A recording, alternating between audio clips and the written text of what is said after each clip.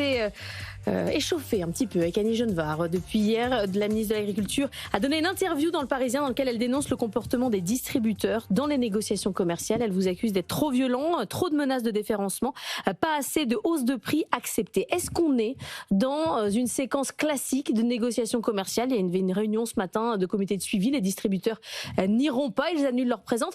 C'est same as usual ou il y a là un petit pic de tension?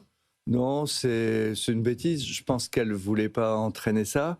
Il n'appartient pas au pouvoir public de s'immiscer dans la période légale de discussion, de s'immiscer et d'essayer d'apprécier le résultat d'une négociation alors qu'elle n'est pas finie. Donc elle n'est pas au courant de l'état des négociations. Il y a dû avoir des pressions sur elle du lobby agroalimentaire. Mais quand on est ministre de l'Agriculture et qu'on a fixé des cadres, on attend la fin des négociations, puis après on juge.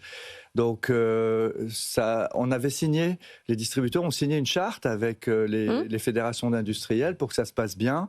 Et là, c'est un peu elle, en se trompant de mots, en exagérant, en se mettant en scène, qui casse le rythme de la négo, parce que globalement, ça se passe plutôt bien.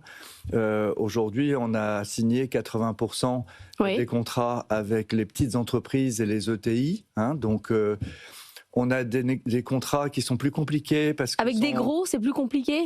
Avec les gros, c'est plus compliqué, ça se signera à la fin, mais parce que ce sont les clauses juridiques qui sont plus compliquées. Puis on a des contrats assez lourds. Quand on appelle des contrats tripartites, par exemple, on achète près de 300 millions de litres de lait. À la fois, il y a en présence des groupements de producteurs de lait, des transformateurs et nous. Donc, il y a autant de juristes que de commerciaux. Donc, c'est lourd.